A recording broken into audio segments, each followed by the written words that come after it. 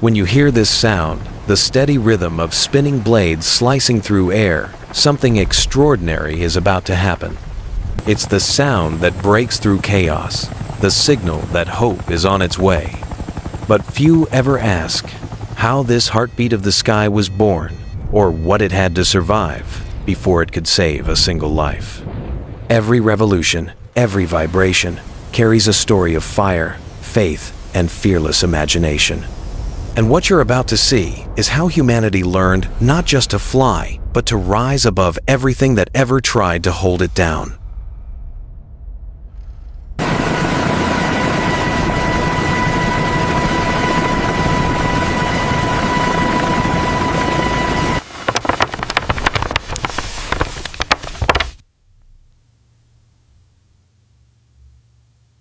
Long before steel met sky, a dream was sketched in silence, a spiral drawn by Leonardo da Vinci's trembling hand. Centuries later, in the roar of America's early airfields, another man picked up that dream. Igor Sikorsky looked at the winds and whispered, "We will not glide, we will climb." And so began the obsession to rise, to hover, to defy the limits of forward flight. But this dream would demand more than courage. It would demand precision, a secret formula no one had yet discovered. That secret still sleeps, buried in the forge, waiting to awaken in fire.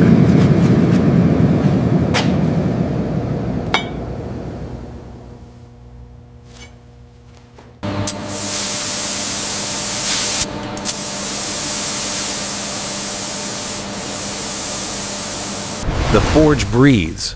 Sparks scatter like stars. Inside the foundry, air turns to heat, and steel becomes liquid light.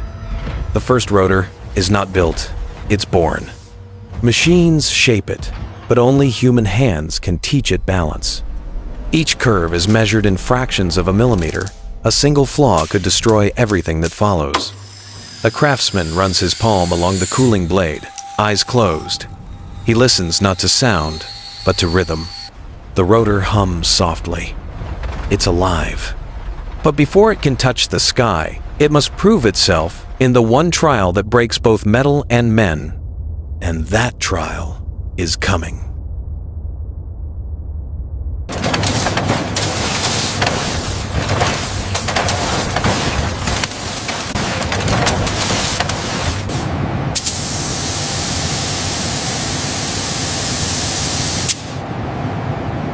From the glow of fire to the calm of precision, the skeleton of flight begins to form. In a vast, silent hangar, robotic arms weld in perfect symmetry, each spark timed to a heartbeat. Laser lines crawl over metal like veins under skin. A veteran engineer steps closer, tracing the seams with his fingers. He trusts the numbers, but his instinct decides what will live or fail. Strength begins not with steel, but with belief.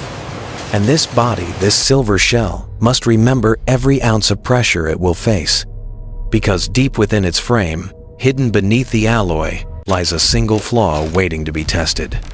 They've found it before, but this time, it must hold.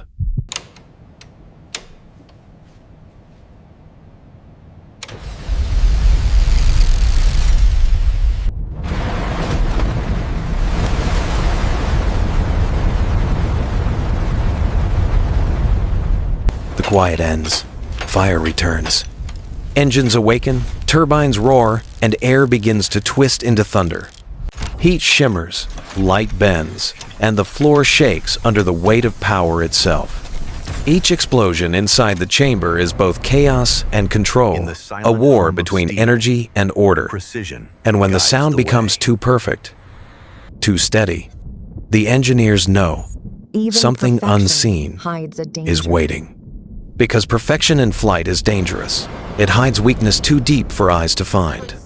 That weakness will reveal itself soon when this machine meets the wind.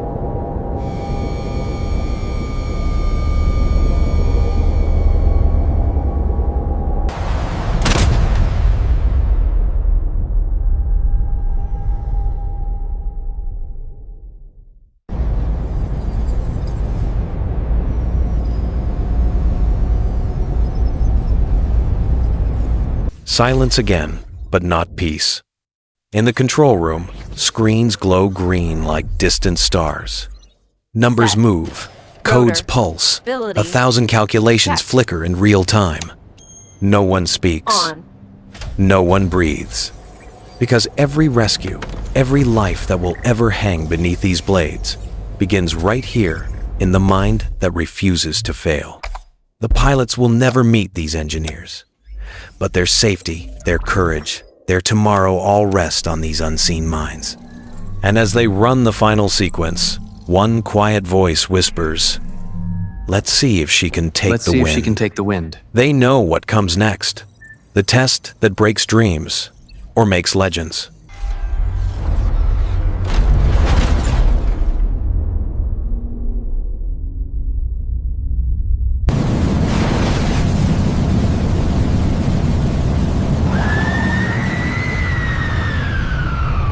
The tunnel awakens. Air screams through steel corridors. The rotor spins faster, louder, merciless. Moisture turns to vapor. Pressure climbs beyond design.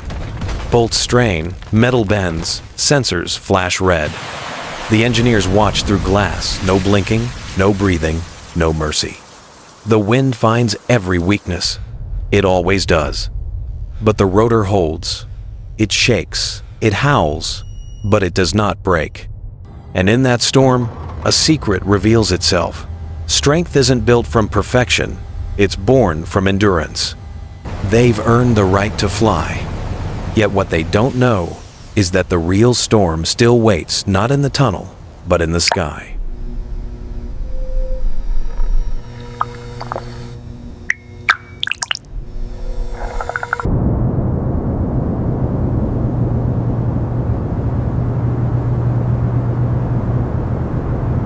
Morning light.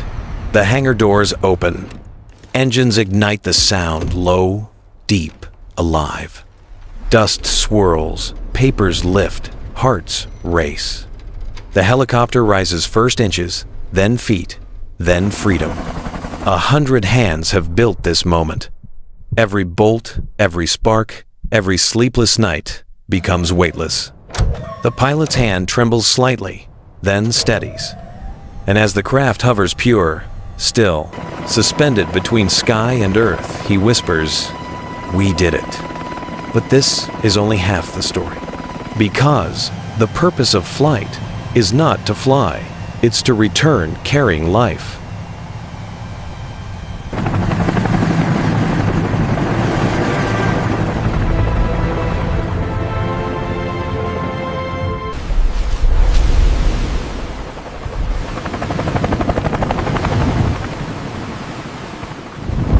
Rain lashes, the sea rages, darkness swallows the horizon. And then that sound again. The rhythm of rotor blades cutting through the storm. Below, a single flare burns red on the water. The winch lowers. A figure rises, dripping, trembling, alive. There's no applause, no spotlight, just the soft click of a seatbelt and a voice on the radio. "We've got him." The engineers back at the factory will never know his name, but their creation does it, carries him home. In the storm, it's not the metal that saves, it's the purpose behind it. And purpose, that's what separates a machine from a miracle.